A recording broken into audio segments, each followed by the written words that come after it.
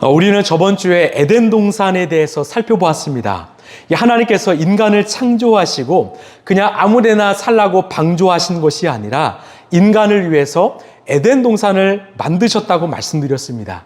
이 에덴 동산에서 동산을 이 히브리어로 이 간이라고 하는데 이것은 울타리란 의미를 갖고 있지요. 즉 인간은 에덴이란 울타리 안에 있을 때, 즉 하나님의 품, 하나님의 울타리 안에 있을 때 참 생명과 참 자유를 누릴 수 있는 것입니다. 하나님을 떠난 자에게는 참 생명이 없고요, 참 자유가 없습니다. 그래서 누가복음에 이 탕자가 그것을 깨닫고 다시 하나님의 품으로 돌아온 거죠. 여러분, 에덴 동산은 우리가 볼 수 있는 하나님 나라의 모형이었습니다. 우리가 이 땅에서 이 하나님 나라를 회복한다는 것은 결국 우리 인간의 죄로 잃어버린 에덴을 회복하는 것이죠. 이 에덴을 회복하는 것은 결국은 하나님을 주인 삼고 하나님의 말씀이 회복될 때 가능하다고 제가 말씀드렸습니다. 우리도 마찬가지입니다. 우리의 인생에서 우리의 가정과 일터와 우리의 삶의 자리에 에덴 동산을 회복하는 것은 내가 하나님을 주인 삼고 하나님의 말씀에 순종하는 길밖에 없음을 여러분 믿으시길 바랍니다. 자, 오늘은 그 에덴 동산에 하나님께서 아담과 하와를 만나게 하시고 이 가정을 이루게 하시는 장면인데 우리 18절 말씀 함께 읽겠습니다. 시작. 주 하나님이 말씀하셨다. 남자가 혼자 있는 것이 좋지 않으니 그를 돕는 사람 곧 그에게 알맞은 짝을 만들어 주겠다. 아멘. 우리 하나님께서 말씀하셨습니다. 남자가 혼자 있는 것이 좋지 않다. 여러분, 이 판단은 누구의 판단이죠? 바로 우리 하나님의 판단입니다. 여러분, 신앙은 무엇일까요?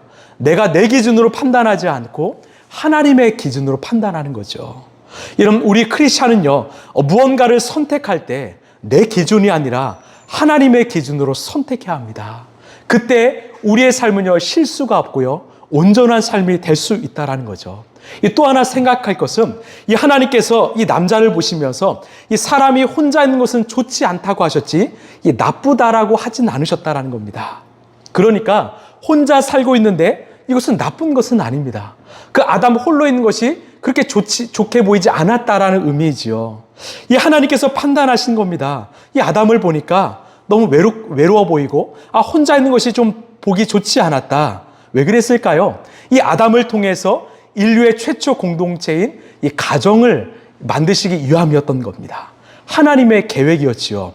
우리 18절을 보시면, 자, 남자가 혼자 있는 것이 좋지 않으니 그를 돕는 사람 곧 그에게 알맞은 짝을 만들어 주겠다. 자, 여기에서도 누가 알맞은 짝을 주신다고 하십니까? 하나님이죠. 여러분, 우리가 누구를 만나고 결혼하는 거, 여러분 누가 하셔야 됩니까? 누가 그 상황의 이 주체가 되어야 합니까? 바로 하나님입니다. 결혼의 주체는 하나님이시고요. 결혼의 동기는요, 목적은, 모든 준비하신 과정은요, 우리 하나님이 주인 되셔서 인도하셔야 됩니다. 그런데 세상은요, 내가 좋아서, 내가 상대를 사랑하기 때문에 내가 결혼한다고 생각합니다. 여러분, 그 관계의 주체가 내가 되는 순간 어떤 문제가 발생할까요? 어제까지는 그 상대가 좋았는데 오늘은 싫은 겁니다. 그래서 정말 이 땅에 깨어지는 관계들이 얼마나 많이 있습니까? 우리가 우리의 관계, 우리의 결혼, 우리의 부부 생활이 정말 모든 것이 주인이 하나님이심을 인정할 때 우리는요, 상황에 따라서 또 우리의 감정에 따라서 흔들려도요, 다시 그 관계를 회복할 수 있는 것입니다. 이 주인이 없기 때문에 많은 자들이 그 관계가 깨어지는 것이죠. 이제 하나님께서 이 아담에게 그의 아내 하와를 주시는 장면인데요. 우리 21절 말씀입니다. 자, 시작. 그러나 그 남자를 돕는 사람 곧 그의 짝이 없었다. 그래서 주 하나님이 그 남자를 깊이 잠들게 하셨다. 그가 잠든 사이에 주 하나님이 그 남자의 갈빗대 하나를 뽑고 그 자리는 살로 메우셨다. 아멘. 자, 지금 하나님이 먼저요, 이 아담을, 남자를 깊이 잠들게 하셨습니다. 그래서 이 남자 아담은요, 하와가 어떻게 탄생됐는지 알았을까요? 몰랐을까요? 몰랐다는 거죠. 그래서 남자는요, 무엇을 추론할 수 있느냐?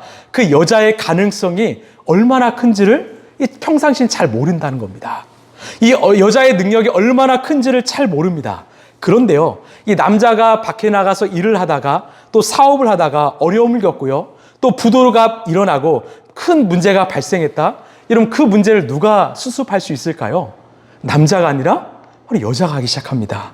가정이 흔들리고 깨어질 때요, 그 여자가 그 가정을 회복시킵니다. 말하자면 이 여성은요, 하나님이 이 가정을 지키기 위해서 준 히든 카드라는 거죠. 여러분, 왜 하나님께서 그 여자의 이 탄생 또한 능력을 숨겨두셨을까요? 왜 남자는 모르게 만드셨을까? 만약에 여자에게 그런 큰 가능성과 능력을 이 남자들이 안다면 이 처음부터 그 여자만을 의존하려 하지 않을까요? 그러면 남자가 가장으로서 책임감을 잃어버리고 마치 한량처럼 살진 않을까요?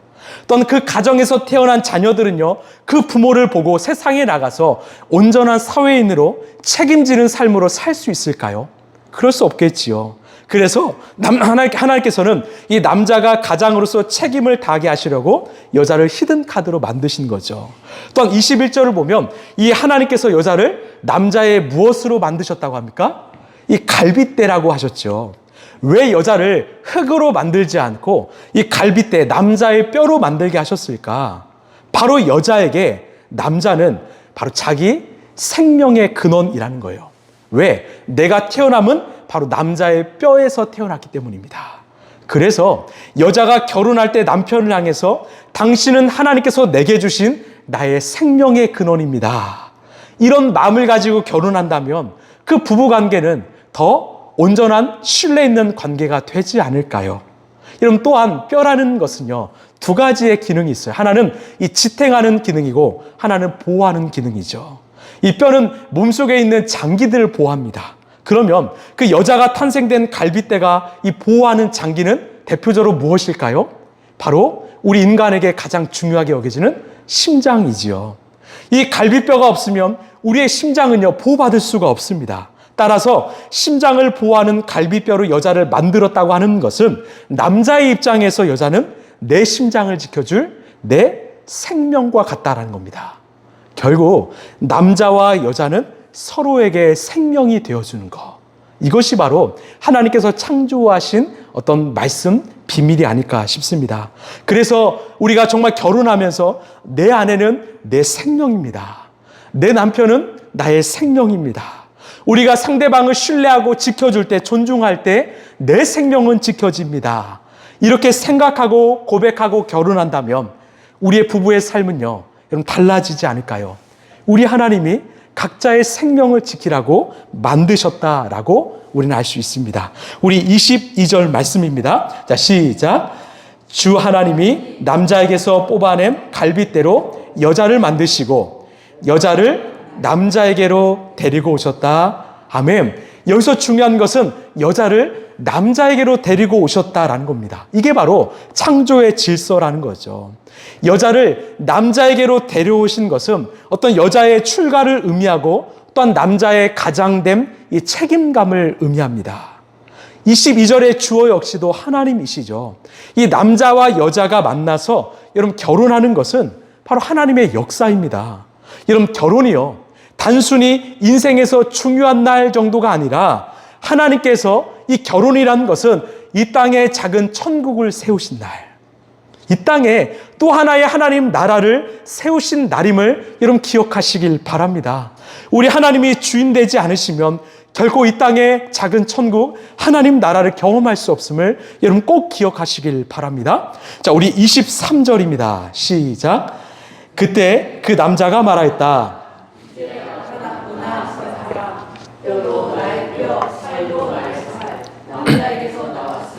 여자라고 부를 것이다. 아멘. 이것은 바로 아담의 고백인데요. 아마 연애하시면서 좀 많이 해보셨죠? 당신은 나의 뼈요 나의 살이다 안 하셨습니까? 다시 집에 돌아가실 때 하시길 바랍니다. 세한 집사님 좀 해보신 것 같은데요. 여기서 이제야라는 말이 히브리 말로 이 조트라고 하는데, 이 히브리어 원문 성경을 보면 이 조트가 3번 등장합니다. 무슨 말이냐면, 다시 말해서 이 아담이 고백하는 거죠. 이제야 나타났구나. 이 표현, 이 감정이 느껴지십니까? 이 여자를 보고 하와를 보고 얼마나 감격했으면, 아, 이제야 드디어 나타났구나. 이어서 뼈도 나의 뼈요, 살도 나의 살이다고 표현합니다. 다시 말해서 이 여자는 이 세상 무엇과도 바꿀 수 없는 가장 소중한 내 몸, 나의 혈육이라는 거죠. 그렇습니다. 남편에게 아내는 바로 하나님께서 주신 선물로서 누구보다 소중한 존재임을 여러분 기억하시길 바랍니다. 내 뼈 같고요, 내 살과 같은 존재라는 거죠. 이처럼 생명처럼 여겨야 된다라고 오늘 성경은 말합니다. 우리 24절입니다. 시작. 그러므로 남자는 아버지와 어머니를 떠나 아내와 결합하여 한 몸을 이루는 것이다. 아멘. 자, 여기서 두 가지 상반된 동사가 등장하죠. 남자는 아버지와 어머니를 떠나, 또 아내와 결합하여, 떠나다와 결합하다가 등장합니다. 여러분, 지금까지 남자는 이 자신의 부모와 함께 살았습니다. 이제 하나님께서 생명과 같은 아내를 주셨기 때문에 그 부모를 떠나야 합니다. 이것은요, 어떤 단절을 의미하는 것이 아니라 정서적, 인격적 독립을 말합니다. 삶의 독립이요, 신앙의 독립을 말하는 거죠. 이것을 하지 않으면 이 둘 사이의 관계가 또는 가정에 어려움이 생길 수 있다는 겁니다. 예전에 한 청년이 저에게 이런 상담을 요청했어요. 한 남자친구를 만나는데 이 남자의 결혼의 조건이 자신의 부모님한테 이 지극정성으로 잘해주라는 것답니다. 그래서 제가 그 얘기를 듣고 그거는 우선순위가 아니다라고 말씀드렸어요. 왜? 오늘 성경이 분명하게 말하거든요. 남자는 부모를 떠나서 아내와 결합하라, 한 몸이 되어야 된다. 이게 우선이라는 것입니다. 그러면 그 우선 사랑이 회복이 된다면 이 남자의 사랑이 아내에게 충만히 채워지면 자연스럽게 아내는 남자의 부모를 섬기게 된다는 거죠. 우선은요, 바로 남편과 아내의 사랑입니다. 이 사랑이 충족될 때 각자 서로의 부모를 더 사랑할 수 있다는 것을 오늘 주님은 말씀합니다. 그리고 결혼을 이렇게 정의하죠. 남자와 여자가 결합해서 이 한 몸이 되는 것이다. 이는 두 사람이 한 인생을 사는 시간을 의미합니다. 여러분, 이게 참 중요한데요. 우리 인생은 크게 세 가지로 나뉩니다. 여러분, 결혼하기 전까지는요, 홀로 살아가는 시기입니다. 그런데 결혼을 하면 둘이서 한 인생을 사는 시기고요. 그러다가 하나님이 이 부르시는 때가 되면 남편이든 아내이든 한 사람이 먼저 떠나가면 그 남아있는 한 사람이 그 혼자가 두 사람의 인생을 사는 시기라는 거죠. 그래서 이 결혼이 중요합니다. 둘이 한 인생을 잘 살 때 혼자 남아서 그 두 인생을 잘 살 수 있다라는 것입니다. 그렇다면 어떻게 해야 두 사람이 그 한 인생을 잘 살 수 있을까? 바로 서로 겸손하게 돕고 도움을 받음으로 가능한 것입니다. 그래서 우리 하나님께서 그 여자를 그 남자에게 무엇으로 만드셨죠? 바로 돕는 이 배필이라고 하셨죠. 여기서 돕는다라는 것은 단순히 손과 발로 돕는 것이 아니라 어떤 물질적인 도움이 아니라 어떤 지혜로운 조언과 권면을 의미합니다. 그래서 부부는요, 대화를 참 많이 해야 합니다. 이 돕는 배필에서 이 배필이 히브리 말로 이 네게드라고 하는데 어떤 뜻이냐면 바로 서로 마주본다라는 뜻을 갖고 있어요. 이 배필이란 말이 서로 마주하다라는 겁니다. 서로 마주보고 이야기할 때 서로에게 도움이 되는 존재가 될 수 있다라는 거죠. 여러분, 이 가정 안에서 서로 마주보고 대화하시길 바랍니다. 그 마주보면서 깊은 영적인 대화를 하시길 바라요. 우리 하나님께서 우리 부부를 오늘 어떻게 인도하셨는가? 어떤 우리 부부를 향해서 어떤 계획이 있으신가? 우리가 마주보고 대화할 때 우리 가정 안에 온전한 회복이 있다라는 것입니다.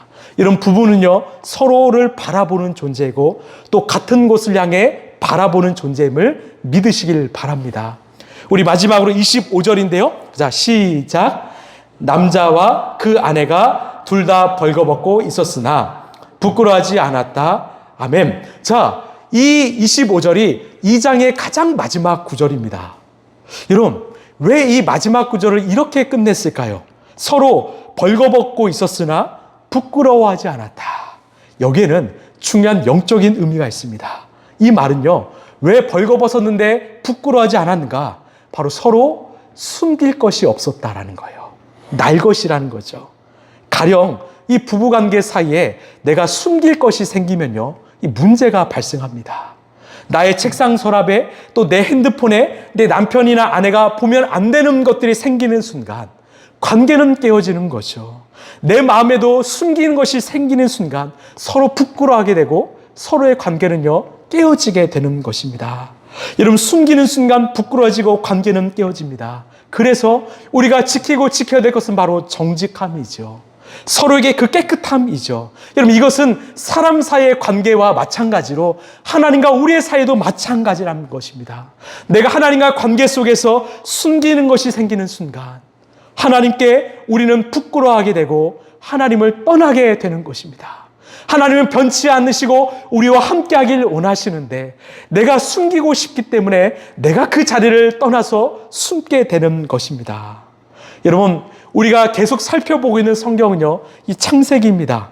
창세기는 바로 하나님께서 세상을 창조하신 기록이라는 말이지요.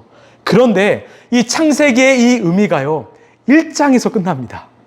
2장부터는요, 이 아담과 하와의 만남을 통해서 가정이 이루어지는 이야기가 시작됩니다. 하나님께서는요, 세상을 창조하시고 아담과 하와의 가정을 만드셨습니다. 이들이 범죄했습니다. 그래서 하나님은 또 다른 이 노아의 가정을 택하셔서 세상을 새롭게 하시죠. 이들이 또 범죄했습니다. 그래서 하나님은 아브라함의 가정을 부르십니다.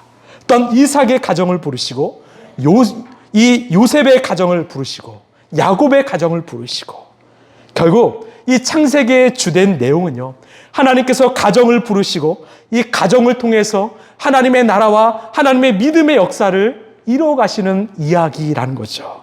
그래서 믿는 우리에게 가장 필요한 것은 바로 우리의 가정을 바로 세우는 것입니다. 여러분, 믿으십니까? 이 자리에 혹시 부부가 계시다면 정말 이 서로 마주보는 시간을 많이 가지시길 바랍니다. 그 대화의 주제가 우리 하나님이 되길 원합니다. 또는 서로 대화를 하면서 하나님이 우리의 가정에 이루실 역사, 또는 앞으로 인도하실 역사를 나누시길 바라고, 또는 부모와 자녀 사이에도 하나님이 어떻게 하실까를 기대하는 그 이야기를 마음껏 나누는 정말 복된 가정이 되길 소망합니다. 말씀을 마무리합니다. 하나님, 오늘 말씀을 통해서 하나님께서 각 사람의 가정을 세우셨고 그 가정을 통해서 역사하신다라는 것을 우리에게 말씀하셨습니다. 그 말씀을 믿고 정말 우리의 가정이, 또는 우리의 부부가, 또는 부모와 자녀가 하나님의 역사의 도구로, 이 시대에 필요한 하나님 나라의 도구로 쓰임받는 저 여러분 되게 간절히 소망합니다. 우리의 가정이요, 정말 세상에서 경험할 수 없는 작은 천국이요, 하나님 나라, 그 회복의 샘물, 정말 회복의 장소가 되길 예수님의 이름으로 축원합니다.